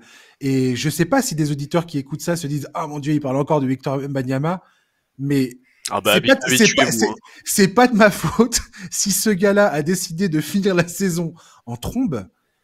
Et je voulais un petit peu revenir sur le fait que, Rudy Gobert, très probablement, il n'y a pas trop de débat en fait sur le titre de défenseur de l'année, et j'ai envie de le crier au micro. Et j'ai aussi envie de dire qu'on est peut-être devant son successeur attitré, Victor Wembanyama. Mais en fait, Victor Wembanyama, quand je lis les trucs, tout le monde dit mais il va révolutionner ce trophée en fait. Ça va être potentiellement le défenseur le plus dominant de la ligue. Et je voulais avoir votre opinion là-dessus. Charlie, qu'est-ce que t'en penses? Alors moi d'abord, je suis pas d'accord avec toi parce que j'ai écouté Gilbert Arenas et il a dit que. Arrête. Pardon. What? Pardon. Non. Et même Gilbert Arenas qui dit que la NBA est devenue plus soft pour contenter les Européens. Ah, c'est incroyable. Non mais il a eu une série de déclarations récemment. Pardon, j'étais obligé d'en parler. Ça m'a. Non, on pourra faire un podcast spécialement sur les hot takes de Gilbert Arenas. Non, ça me fait trop mal au cœur. Mais si, cet été on fera ça. Vas-y. Peut-être. Non, écoute, à l'avenir, oui, à condition que le niveau défensif global des Spurs augmente, parce qu'en l'état, une fois n'est pas coutume, je suis d'accord avec Draymond Green qui a récemment expliqué que le défenseur de l'année ne peut pas être issu d'une équipe qui est parmi les pires défenses de la ligue. Ça là-dessus, je suis tout à fait d'accord. Mais oui, après, oui, à titre individuel, il a absolument tout pour le gagner chaque saison. Ce qui est marquant avec lui, au-delà de l'aspect visuel et physique, c'est la vitesse à laquelle il s'est adapté. Il a compris le jeu NBA, c'est tellement rare que ça soit aussi flagrant. Avec lui, d'un match à l'autre, on voit l'évolution. Alors évidemment, ce qui marque au premier abord, c'est les contres. On parle d'un rookie qui a déjà envoyé 10 contres sur un match il y a quelques semaines face aux Raptors, en s'offrant au passage un joli petit triple-double, mais il n'y a pas que ça en fait. Dans la capacité de récupérer le ballon après un contre, à lire les situations, à aider au bon moment, il a absolument tout sur le papier pour être le défenseur de l'année chaque saison. Maintenant, il faut voir comment sa carrière va évoluer. D'abord, il y a le basique absolu, c'est les soucis physiques. Est-ce qu'il va être préservé? Comment est-ce qu'il va appréhender la chose aussi? Parce que des mecs dont on s'est dit en début de carrière qu'ils pouvaient être défenseurs de l'année chaque saison, il y en a eu quelques-uns, mais tous n'ont pas eu la volonté pour. On va pas faire la liste des mecs capables de défendre le plomb, mais qui le font que quand ils le veulent vraiment. Mais il y en a quelques-uns, surtout parmi les superstars de la ligue. Et Wembanyama, c'est ça. En fait, Wembanyama, on parle d'un mec qui est appelé à devenir la superstar de la ligue. Donc, avec des responsabilités offensives colossales. Voilà, si certaines personnes trouvent qu'on parle trop de Wembanyama, bon courage à vous les gars, parce que ça va être le cas pour les 15 prochaines saisons. Donc la question sur Wembanyama, en fait, elle est là. Il a tout pour le faire. Maintenant, est-ce qu'il aura la volonté de le faire? Est-ce qu'il aura les capacités physiques de le faire? Parce que quand tu défends le plomb pendant toute la saison, sur tous les matchs, c'est pas non plus facile derrière de, en plus, être le meilleur scoreur de ton équipe, en plus être le franchise player de ton équipe, en plus être le candidat au MVP chaque saison, c'est un peu tout ça la question.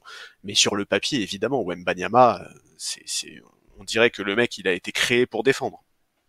C'est complètement fou. Florent, qu'est-ce que t'en penses de cette course du défenseur de l'année et de la place que Wembanyama On tient dans s'attendait à cette ce qu'il course? soit bon, mais même avec la plus grande des prudences, il surpasse quand même nos attentes, hein. C'est impressionnant.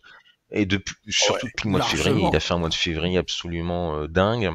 Il a encore franchi, oui, il a rajouté une vitesse de plus à son vélo, mais ouais, sans prendre de risques, il fait partie, oui, des 10 meilleurs actuellement défenseurs de la ligue. Ce qui pour un rookie déjà extraordinaire. Euh, ouais, des 10 meilleurs, mais là Des c'est combien vraiment tu sans dis? prendre de risques, hein. Mais, mais, mais alors, ouais, non, bah, tu vas vachement. Mais je pense qu'on Mais peut moi, mettre je top le mets 5 top 3 sans hésitation, oui. Flo.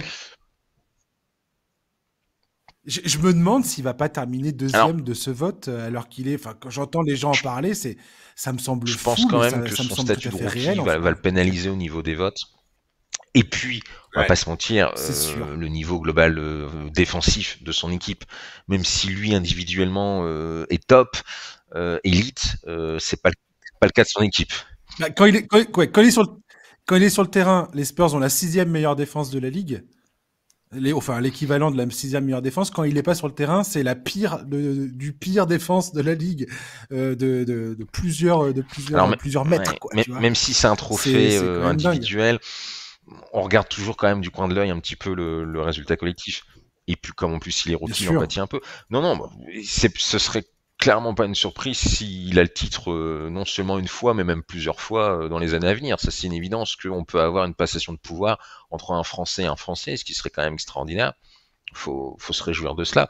Moi, je vais même te dire, je suis en train de plus en plus de me penser s'il va pas faire partie d'un club restreint qui est être Deepoy et MVP. Alors franchement, Et vu ses pourquoi pas qualités, la ça même doit être un saison. objectif pour lui. Il Ah bah y oui, a oui, que oui. Giannis, Jordan et Mais je pense Olajuwon que ça qui l'est. l'ont Hein. fait Hmm. la même saison, mais il peut rentrer dans ce cercle restreint. Ouais, pour rebondir sur ce que tu disais, Charles, aussi sur les contres récupérés, là, il y a Benjamin Moubèche de Basket Session qui a écrit un très très bon papier là-dessus, qui montrait que Victor Wembanyama récupérait plus de Hmm, 60% des ça contres c'est fort. qu'il effectuait. Ce qui est absolument Euh, colossal, hein, mais c'est ce qui est absolument dingue, et ce qui C'est paraît sûr. bête à Mais faire, mais en fait, c'est c'est presque des extrêmement technique en interceptions. fait. Il a presque inventé un nouveau geste, c'est-à-dire qu'en fait, il ah met oui. la main sur le ballon, il fait ça à moi. Sauf que tu fais ça quand le mec a le ballon entre les mains ou qu'il dribble. Lui, il le fait sur une séquence de contre à 2 mètres de hauteur. Même 2 mètres 30. C'est ça qui est impressionnant, c'est qu'il a une faculté. Quand tu contres en général, ça part souvent en touche, ou alors après dans une zone d'aléa, ou selon le coéquipier ou ton adversaire. Mais non, lui, c'est je mets le ballon et hop, c'est à moi petit, quoi. C'est impressionnant. Ouais, et les interceptions aussi. Et je parle pas, enfin, je parle des interceptions sans aimer cette stat. Le nombre d'interceptions par match, je déteste cette statistique parce qu'elle ne dit, elle ne dit quasiment rien de ce qu'est la défense. Ce que j'aime bien dans Victor, que ce soit enfin, contre interception et son impact sur la défense collective de son équipe, c'est la lecture du jeu qu'il a. C'est ça qui m'impressionne le plus. Et c'est ce que disent beaucoup d'ailleurs d'autres joueurs NBA et d'observateurs, d'insiders. Ils disent qu'ils sont tous impressionnés sur la maturité de sa lecture du jeu. Comment il est capable de comprendre, alors que des fois les défenses essayent de se jouer de lui, de l'éloigner du panier, de faire en sorte qu'il soit perdu sur la couverture défensive. En fait, il réalise que c'est très difficile de lui faire perdre le nord, dirons-nous, et qu'il a une intelligence de placement et de compréhension de ce que l'équipe adverse essaye de faire qui est vraiment peu commune pour un joueur de première année. Oui, et puis c'est surtout Et ça, c'est ce qui m'impressionne le plus en mais vrai. c'est là-dessus qu'il a le plus progressé depuis le début de la saison. Et moi, Tout à fait. c'est clairement à ça que je pensais quand je te disais qu'on voyait d'un match à l'autre très nettement l'évolution. C'est que c'est fou à quelle vitesse il a compris les choses. C'est hallucinant. Enfin, vraiment, J'ai même pas les mots tellement il est monstrueux. Parce que oui, tu parlais d'effectivement ce geste où il est capable de récupérer le ballon après l'avoir contré. Avant l'arrivée de Wembanyama, les meilleurs contreurs, j'avais lu, c'était il y a 2 ans, je crois, ou l'année dernière, un article était sorti, je pense que c'était sur The Athletic, sur justement la capacité qu'avaient les meilleurs contreurs à réussir en gros à balancer le ballon sur une zone du parquet où il y avait le moins de danger immédiat. Mais là, on parle même plus de ça, on parle le mec récupère le ballon en contrant. Enfin, c'est incroyable, il est trop fort et oui, effectivement, il a les capacités pour être MVP et défenseur de l'année la même saison, pour intégrer ce club-là. Et voir à plusieurs reprises. Et ouais, et voir à plusieurs reprises. Je sais pas combien de titres de défenseur de l'année il peut remporter, mais dans sa carrière, Ouais, la ça longueur, dépendra la de la santé, longueur de sa mais carrière déjà. il vient pas, surtout à cause des 65 Ouais, matchs. ouais. Mais ouais, c'est bien parti. Ouais, je Ouais, vous aussi, dis, on ouais. peut avoir une passation l'année prochaine. Ce sera peut-être lui et pas Gobert. Et on aurait une passation franco-française, ça serait super. Mais même au niveau de ses adversaires, il y a une évolution. Hein. La dissuasion qu'il a sur un parquet, qu'il a aujourd'hui, qu'il a en début de saison. Alors en début de saison, c'est normal. En plus, il était rookie, il était pas connu. Mais là, quand vous regardez un petit peu les matchs, on sent bien qu'il y en a plus d'un quand il passe sous la raquette, qui voit Victor à proximité. Il se dit finalement, je vais peut-être continuer à dribbler un petit peu et y aller un peu plus loin. C'est Ah mais il y a un chiffre qui existe et c'est Cleaning the Glass, ils ont calculé, il y a 3,3% de tirs en moins pris sous le cercle par les adversaires des Spurs quand Victor est sur le terrain. Et c'est un chiffre qui va croître avec les années, ça. Complètement, ouais. En fait, sa dissuasion. Il y a quelques joueurs qui ont essayé d'aller tester, d'aller tester le gars au début de la saison. Maintenant, ils font plus ça. Hein. Ils sont pas fous. Ouais. Alors si on pouvait être un peu pointilleux et un peu exigeant, ce serait gentil de sa part de laisser Rudy en gagner 2 de plus, celui-là et un autre, comme ça il en aura 5, et ça sera un record qui nous appartiendra, qui appartiendra à un joueur français, mais parce que oui, voilà, on a aussi Rudy Gobert qui va être meilleur défenseur cette saison, je pense qu'aujourd'hui plus personne n'en doute, et qui est en train lui aussi d'écrire l'histoire. Complètement, ouais. Et qui continue d'être critiqué. Parce qu'il faut le dire, parce en que long, en large et en travers ouais. par toute une partie des fans. Parce que Wembanyama est tellement phénoménal qu'il éclipse un peu les autres, mais enfin là, Gobert il va gagner son 4e titre de meilleur défenseur de l'année, c'est phénoménal. Il va rejoindre au palmarès des joueurs qui sont légendaires. Enfin, c'est Et surtout après une saison, la saison dernière, où il a été, j'ai rarement vu un abattage aussi incroyable sur un joueur pour dire à quel point il pue, à quel point c'est pas bon, à quel point l'équipe qui l'a transféré a fait une erreur et ainsi de suite. Je veux dire, c'était un acharnement bientôt quoi contre lui. ouais, bah c'est une cible facile, Rudy. Et là aujourd'hui, bon c'est sûr que rejoindre le club fermé, ce qu'il fera sans doute cet été, de Mutombo et Wallace Ben, c'est pas mal pour le titre de DPI. Tu m'étonnes. C'est dingue, c'est dingue. C'est fou. Je trouve que c'est tellement minimisé la carrière que Rudy Gobert est en train de faire en NBA. C'est fou. J'espère qu'un jour elle sera prise au sérieux sa carrière, qu'on posera des yeux vraiment critiques sur ce qu'il a fait, quoi. Parce que ça a pas l'air de se passer maintenant, mais oui, le temps effacera un petit peu les critiques. Ce sera, enfin, pour lui comme pour les autres joueurs, c'est toujours un peu comme ça. Donc, il y aura une hagiographie qui sera faite sans aucun doute.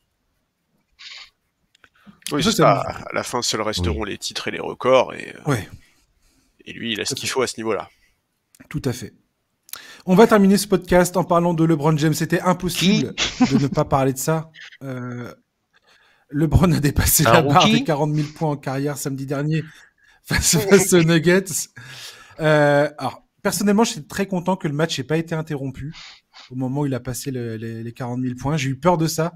Très franchement, vous m'auriez entendu parler de ça aujourd'hui et crier au scandale, quoi. Non, ça te ressemble pas. Ça m'aurait saoulé. Ça m'aurait pas choqué. Moi, ça me gave. Déjà, ça m'avait gavé la mise en scène où il avait passé Karim Abdul-Jabbar. Alors voilà, je suis peut-être vieux et aigri, mais voilà, qu'est-ce que vous voulez que je vous dise? Non, t'es pas vieux et aigri, t'es juste un hater de LeBron, c'est pas grave. Ah, ça va. Et des Lakers. Non, mais mais non, arrêtez. Surtout des Lakers. Oh là là, ok. On est parti comme ça.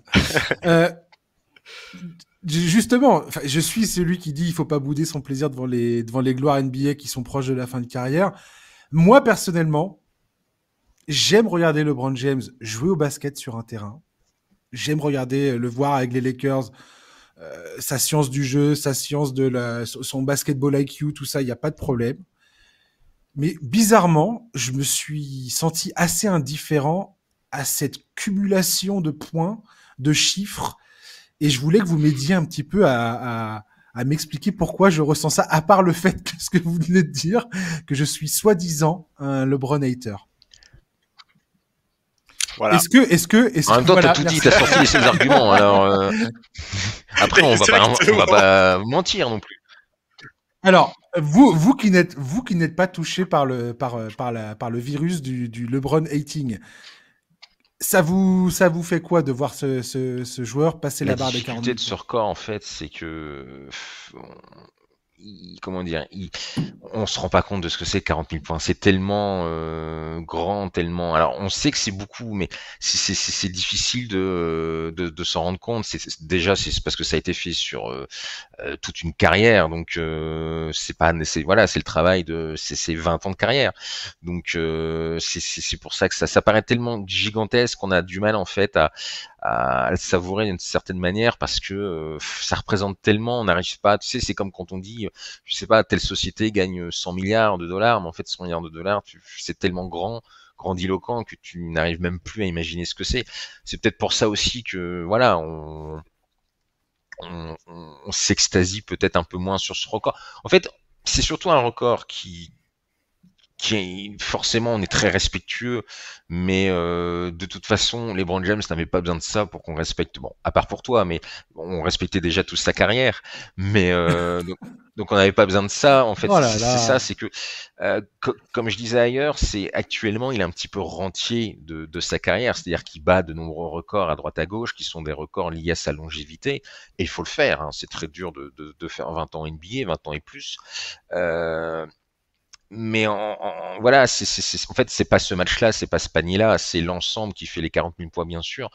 Et c'est tellement, il a tellement fait de choses grandioses, en fait, on n'est pas blasé, mais c'est entre guillemets une de plus, même si celle-là est historique et colossale.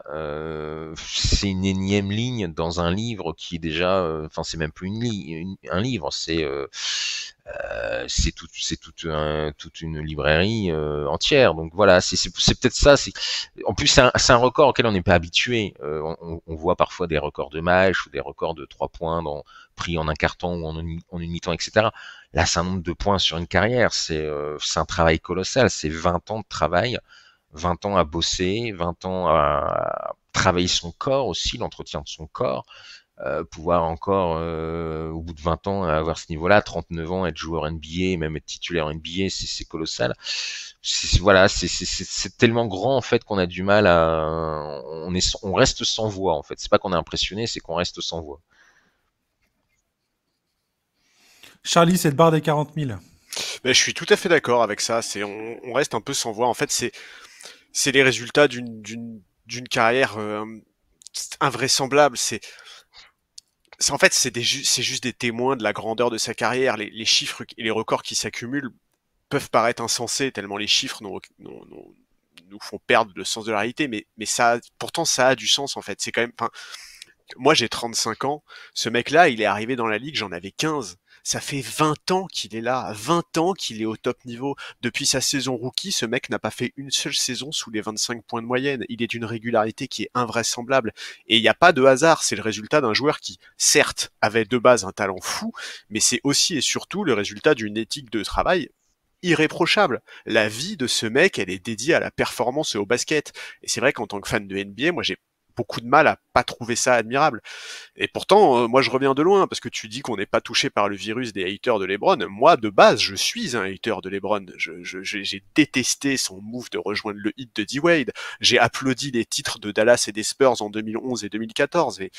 Mais avec le temps, avec le titre des Cavs, j'ai fini par m'incliner devant l'immensité de sa carrière. Et c'est vrai qu'aujourd'hui, moi j'en suis à un stade, en fait, où aujourd'hui, LeBron, je suis juste chanceux, enfin je m'estime juste chanceux d'avoir eu la chance de vivre l'intégralité de sa carrière en tant que spectateur, parce que j'ai pas pu vivre celle de Jordan. Je suis pas du tout là pour faire des comparaisons de Jordan-LeBron, pour dire qui est le plus grand, qui est le plus petit, je m'en fous complètement, c'est pas la question. Mais c'est le mec qui aura marqué ma génération. Et aujourd'hui, ces records, effectivement, les chiffres sont tellement phénoménaux qu'ils nous font perdre un peu. On a un peu du mal à en saisir la substance, mais c'est juste des témoins d'une carrière absolument phénoménale. Moi, je suis plus sensible à ce qui se passe sur un terrain que à la ligne qui fait les totaux de points, de passes, de ci, de ça. C'est plus le. Je suis plus sensible à des moments marquants d'une carrière. Et Dieu sait que la carrière de LeBron James est remplie de moments marquants. Ouais. Tu parles de son titre avec les Cavaliers en 2016. Difficile de faire plus marquant que ça sur les 30 dernières années, tu vois, clairement. Mais cette logique des chiffres qui s'accumulent, moi, ça me fascine pas, en fait. Voilà.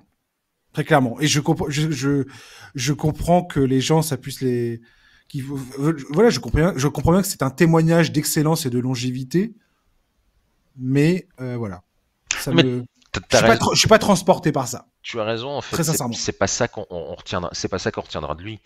En tout cas, dans nos souvenirs, c'est-à-dire qu'on retiendra d'un point de vue un peu Wikipédia, on va dire, on retiendra ça. Mais c'est vrai que c'est pas, quand on nous demandera de ressortir une image, c'est pas le shoot où il met son 40 millième point qu'on retiendra. Il y a d'autres images qu'on aura beaucoup plus, des dunks, des contres ou des célébrations de titres. Ça nous a marqué. Ça, on le mettra avant tout en avant quand il prendra sa retraite. C'est vrai que ce panier-là, voilà, c'est pas ce qu'on mettra le plus en avant parce que c'est pas le plus marquant. Mais c'est parce qu'on a vécu. C'est parce qu'on a vécu sa carrière qu'on peut dire ça. Tu vois, les générations futures qui vont découvrir la NBA dans les années 2030, 2040, 2050, etc. Elles découvriront LeBron aussi via ces lignes de records. À moins qu'il continue, hein. Ah non, enfin, oui. Alors, jusqu'à 2040, franchement, là, faudrait Cyborg LeBron. Je pensais que c'était déjà le cas, moi. Dernière question. Elle est plus orientée pour Charlie, qui est le fan des Lakers. LeBron a une player option l'an prochain, 51 millions de dollars. Là, aujourd'hui, il y a beaucoup de discussions sur le fait que potentiellement, il va chercher à signer un nouveau contrat. 3 ans. 3 ans je crois que c'est 60 millions c'est ça. La saison, c'est ça qu'il veut ? Oui. C'est ça, hein ? Ouais. Windhorst t'a parlé de 60 millions à 42 ans, ouais. Qu'est-ce que... Alors, j'ai l'impression qu'il y a un peu ça m'a fait un peu penser à la jurisprudence Kobe Bryant en 2013, qui avait signé son contrat, qui avait été critiqué par toute une partie des observateurs NBA. Lui avait dit, je vois pas pourquoi je prendrais une réduction alors que j'ai construit ce club largement sur l'ensemble de ma carrière.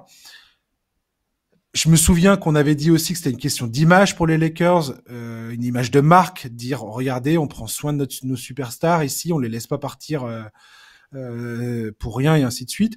Moi, quand j'y pense, je sais pas si ça me fait tant que ça peur pour les Lakers. Alors, moi, je vois ça si tu parles d'un pur point de vue business et quand tu vois le niveau de LeBron aujourd'hui, je me dis franchement, ça tient la route. Parce que tu continues à devenir une franchise dont tout le monde va parler tout le temps. Les droits télé vont s'arracher, les maillots vont s'arracher. Enfin, d'un point de vue business, tu gagnes sur toute la ligne parce que tu as la légende ultime de cette ligue dans ton équipe. Et s'il est encore assez bon comme il l'est aujourd'hui, je vois pas pourquoi il serait pas compétitif, quoi. Qu'est-ce que t'en penses, toi, Charlie ? Ça te désole qu'il souhaite rester ou pas ? Non, en fait, déjà, se projeter sur quel sera son niveau de jeu dans 3 ans, je trouve que c'est extrêmement compliqué. D'abord parce que on peut pas savoir, en fait, on n'en a pas. On n'a pas d'éléments de comparaison. C'est trop difficile aujourd'hui de dire que LeBron à 42 ans serait aussi fort que LeBron à 39 ans. Ça, mais au-delà de son niveau de jeu, qu'est-ce que tu penses de la pure décision de le re-signer ? Je pense que Anthony Davis plus LeBron de 42 ans qui pèse 120 millions de dollars dans le cap, c'est trop. Voilà, je pense ça.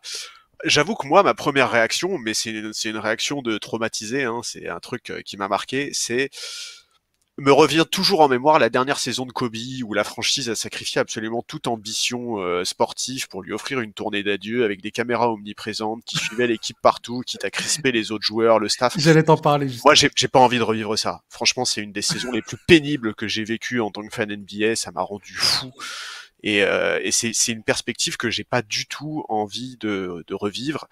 Donc j'avoue que si LeBron demain re-signe un contrat de 3 ans, il y a cette histoire-là qui m'inquiète. Il y a vraiment ce truc-là. Maintenant, ça ne m'étonnerait pas effectivement que ça arrive pour tous les éléments que tu as dit. Effectivement, pour les Lakers, conserver LeBron tant que LeBron sera là, c'est hyper important. C'est un symbole qui est monstrueux. Économiquement, ça change tout. Mais sportivement, je suis pas sûr que ça soit la meilleure chose à faire. Maintenant, on sait très bien que les Lakers, c'est une franchise qui ne résonne pas du tout que en termes sportifs, loin de là. Donc ça ne m'étonnerait pas que ça arrive, mais bon, en tant que fan, je suis pas très chaud. Avant de laisser la parole à Flo sur cette question, est-ce que tu penses, Charlie, qu'il y aura une retraite plutôt à la Kobe ou plutôt à la Duncan concernant LeBron James? Tu penses que LeBron James, un jour, il va terminer une saison, puis Jamais de la vie. On n'entendra plus parler de lui? Non, c'est impossible. Ça, je n'y crois pas du tout une seule seconde. C'est un businessman sans pareil. Rien ne compte plus pour lui que ça, entre guillemets, legacy qu'on pourrait sous-titrer business. Mais donc non, franchement, si je me retape une saison comme ça, je vais faire une overdose, quoi, clairement. Cette dernière saison de Kobe Bryant, je suis désolé, mais non, mais après, ça a été une purge pas possible. Mais dans le cas de LeBron, ça sera pas aussi entre guillemets dramatique parce que le niveau est pas le même. Ouais, le niveau est pas le même. Je sais rien, mais Kobe avait tellement trinqué physiquement, il avait tellement souffert dans la chair pendant tout au long de sa carrière. C'est pas le cas de LeBron. J'ai aucun doute que si demain on se tape un espèce de circus tournée d'adieu de LeBron James pendant toute une saison, le niveau ne sera pas aussi catastrophique. Ça te fait pas rire quand LeBron laisse entendre que potentiellement il pourrait disparaître du jour au lendemain? Dans le coucher de soleil. Si, ça me fait rire. Los Angeles. Parce que je crois pas que qui que ce soit puisse y croire. À moins que je me trompe, hein, mais. Non, mais je vois même pas pourquoi il le dit en fait. Enfin, personne n'y croit. Bref. Flo, qu'est-ce que t'en penses, toi? D'une éventuelle prolongation.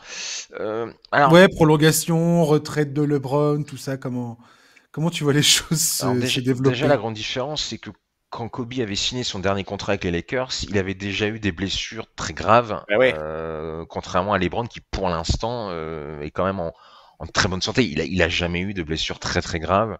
Non. Comme l'avait eu Kobe. Kobe avait déjà eu le tendon. Et ensuite, il avait re-signé son dernier contrat. Donc le contexte n'est pas tout à fait le même, parce que donc c'est un peu moins sportivement, c'est peut-être un peu moins risqué. Maintenant, de toute façon, il n'y a aucun GM au monde qui va refuser de re-signer LeBron. Celui-là, il est pas encore né, GM, et s'il veut le max, ils lui donneront le max.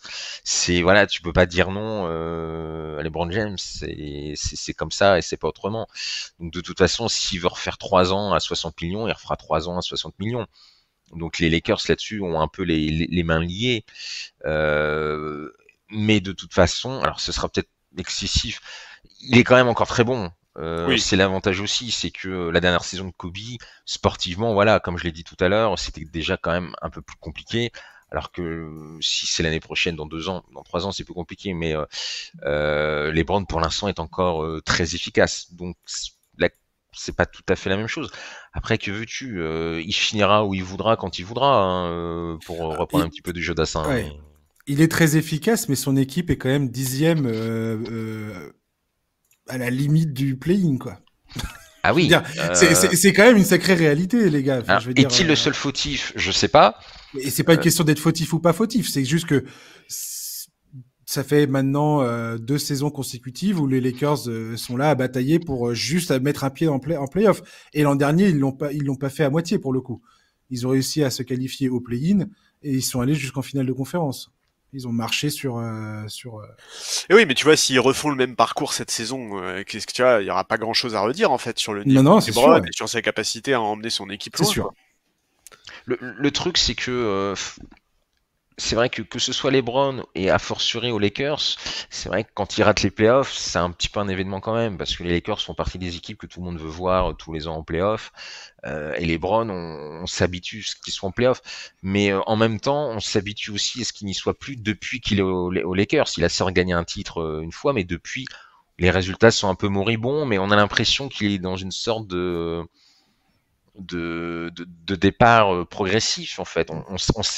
On a totalement intégré l'idée qu'il va progressivement quitter la NBA aux Lakers. Donc on s'attend aussi à ce que les résultats soient un peu moins performants. Et puis on attend aussi à ce que voilà Davis soit peut-être autre chose qu'un lieutenant ou qu'il relève. Parce que c'est Austin Reeves. J'ai l'impression que ce train-là, il est arrivé à la gare depuis longtemps. J'espère que t'es patient si t'attends encore ça. Hein. Je pense que tout le monde est un peu résigné, mais l'histoire est un peu bouclée déjà, non? Je sais pas. Il y a un truc, c'est que le rêve, c'est qu'il y ait une troisième signature hors du commun, mais bon. Russell Westbrook. Non, pardon. Non, mais il y a un truc qui est clair, c'est que LeBron ne re-signera pas 3 ans sans un plan, entre guillemets. C'est-à-dire que s'il re-signe 3 ans, c'est que soit il croit en sa capacité à aller chercher des titres encore. Il bougera jamais de Los Angeles. Oui, non, mais ce que je veux dire, en fait, c'est que tu vois, soit il a des records en vue, soit il estime qu'à Los Angeles, avec les Lakers, il est encore capable d'aller gagner des titres. Il se contentera pas, si tu veux, de re-signer 3 ans si l'idée c'est juste de finir entre la 8e et la 10e place chaque saison et de croiser les doigts pour passer 1 ou 2 tours de playoff. Ça, j'y crois pas. Non, mais ce sera pour ses records individuels. Oui, c'est ça. Moi, je pense que pour l'instant, il joue un peu une carte. En fait, malheureusement, d'une certaine manière, le paradoxe, c'est le fait d'avoir gagné un titre très rapidement avec les Lakers. Je pense que du coup, il ne peut se concentrer que sur sa carrière individuelle et moins collective. Ouais. Il n'aurait pas gagné le titre avec les Lakers, on lui aurait toujours reproché ça. Il l'a gagné tout de suite. Tant mieux. Et d'une certaine manière, c'est presque une mauvaise nouvelle pour les Lakers. Parce que du coup, je pense que maintenant, il est plus intéressé par terminer ses records perso que gagner un énième titre dont il n'a pas forcément besoin aux Lakers. Et je pense que c'est un petit peu le paradoxe finalement, c'est que le fait d'avoir gagné trop vite pour les Lakers, c'est finalement pas une bonne nouvelle pour les Lakers, parce que je pense que maintenant ce qu'il veut, c'est être parmi les joueurs qui ont augmenté le nombre de matchs joués pour passer devant Stockton, Nowitzki et peut-être Carter. Ouais, s'il veut passer devant Stockton où? Le nombre de matchs joués en saison régulière. Ah oui, je pensais que tu parlais à la passe, j'allais dire, disons. Non, à la passe, là, va falloir quand même qu'il... là, il va falloir se remuer. Là. Il va falloir tourner à des 20 passes décisives par match, là. Je pense que ça, c'est un des records qui restera le plus longtemps en NBA. Ah, oui. Mais Stockton, il est pas, en nombre de matchs joués en saison régulière, il est 6e. Il est pas si loin que ça de Stockton et Nowitzki. Je pense qu'il a envie un petit peu de les passer, même peut-être Carter qui est 3e. On oublie trop souvent que Carter est 3e, mais soit en passant. Mais je pense que voilà, il a envie de cocher des cases un petit peu comme dans un jeu à cocher. Il veut faire des records individuels. Je pense que c'est pour ça. Voilà, collectivement, je pense qu'il a lui-même conscience qu'il est dans une équipe qui lui donnera pas le titre cette saison. Je suis pas sûr qu'il ait vraiment pas l'objectif, il l'a toujours en tête, mais je suis pas sûr qu'il croit vraiment à un titre l'année prochaine ou même dans 2 ans. Ou alors avec un trade qui serait Davis partirait contre quelqu'un d'autre. Davis contre Giannis ou une connerie comme ça, je dis vraiment totalement au hasard, hein, mais ou un gros trade comme ça où finalement il y a plus de chances que Davis parte avant que les Browns partent en retraite. Ouais, je sais pas. Si l'un des 2 événements devait arriver, je parlerais plus sur un trade de Davis que... Ah bah de toute façon, je pense que les Lakers, enfin c'est ce que je disais tout à l'heure, économiquement parlant, ils ont aucun intérêt à voir partir LeBron James. C'est une machine à cash, le gars. Oui, puis tu peux pas prendre la décision de le faire. Enfin, tu t'imagines, le GM qui fait ça, il a pas d'autre obligation que de gagner le titre l'année où il fait ça. Sinon, oui, mais le problème, c'est que dans cette équation, je trouve que des fois, on a trop de considération pour la partie sportive, alors que aujourd'hui, à ce stade de sa carrière, LeBron, il y a le côté business qui est quand même hyper important, quoi. Iconique, légendaire, il vend des maillots à gogo, il est la star la plus connue quand elle est dans ta franchise. Mais c'est la tête de gondole de la NBA, tout simplement, je veux dire. Et le fait qu'il soit aux Lakers, c'est excessivement important. Et d'ailleurs, c'est, je pense, une question qui doit hanter de nombreuses personnes dans les locaux de la NBA, c'est comment on remplace ce gars-là à la tête de la ligue. Le jour où il part, comment on fait? Bon, tu peux pas. Non, tu peux pas, mais il faut le préparer. Il faut préparer comment dire, à encaisser le choc. Ah bah il y avait eu quand Jordan avait pris sa première retraite ou même la seconde, il y avait eu un petit creux, voilà, parce qu'il faut retrouver une star, mais une star qui aille bien au-delà de la ligue. C'est ça le problème, c'est-à-dire qu'il soit mondialement connu. Même pour des gens qui n'aiment pas le basket. Ouais, et puis qu'il soit pas dans un tout petit marché, quoi. Parce que ça... Ouais. Et je me demande à quel point la prolongation de la carrière de LeBron James pèse, par exemple, dans les négociations avec les médias, dans le nouveau contrat que souhaite signer la NBA. Ils savent très bien qu'ils doivent frapper un grand coup sur ce contrat-là, et ensuite ils auront le temps du contrat, ils auront tant d'années pour essayer de bâtir la suite de LeBron, quoi. Et ça va pas être simple. Non, puis ce sera un événement, son dernier match, ça sera un événement, alors s'il annonce avant, on pourra préparer ça et faire un gros événement télévisuel et médiatique. Donc c'est sûr que dans la négociation du contrat, c'est sûr que s'il avait arrêté cet été, ça aurait eu une petite influence sur le prix du contrat. Alors, ça aurait pas changé tout au tout, mais c'est clairement un petit facteur, un petit bonus. Moi, je propose que pour son dernier match, on interrompe le match à chaque fois qu'il met un panier, juste pour le plaisir de Josh. Le match va durer 10 heures. C'est clair. Déjà, on va se taper 82 matchs d'adieu, donc avec des vidéos à chaque fois, ça va être génial. Non, ça va être horrible. Ça va être trop bien, on va se régaler. Wouh! Messieurs, merci de m'avoir accompagné pour ce podcast. Quel hater, tu changeras pas. Mais voilà, mais vous allez me faire passer pour un hater alors que je suis pas du tout un hater, ça va, j'ai des réserves, c'est tout. On a le droit d'avoir un avis critique. C'est une manière très polie de dire que t'es un hater. J'ai le droit d'avoir un avis critique sur la question. Parce que juste Davis, il a un long contrat encore, hein, le Coco. C'est 2027. Oui. Hein. Ah mais oui, mais il a avec 2027-2028, ouais.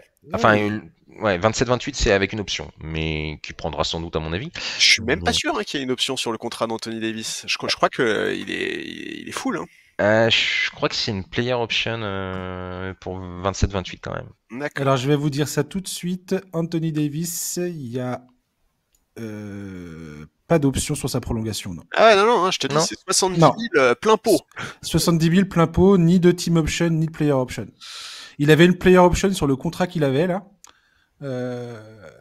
qui était donc la saison prochaine, une player option à 43 millions, et l'année, 2025-2026 jusqu'à 2027-2028, il gagnera 60,5 millions, 65,3 et 70,2 quasiment. Ouais, un tiers du salary cap, un petit peu plus. Miam. Ah bah lui et les Browns, c'est 60% du salary cap. Hein. Ah bah, ouais, ils sont bien. Ouais. Mais c'est pour ça que je suis assez d'accord. Je suis assez d'accord sur ce que Florent disait juste avant. Je pense qu'un trade d'Anthony Davis dans les 2-3 saisons est pas du tout impossible si les Browns prolongent. Je vois même pas comment c'est possible. C'est lui qui a fait des pieds et des mains pour le faire venir. Ils sont là à jouer les super poteaux en permanence. Oh là, ça change très vite. Ça n'a qu'un temps, oui, ça se change vite. Et puis, franchement, si le Bron manigance pour le faire partir en disant ouais carrément, allez-y, faites le. Bah, si c'est pour un très gros nom. C'est ça, c'est la NBA. Si tu ramènes un Giannis à la place, personne va rien dire. C'est chaud.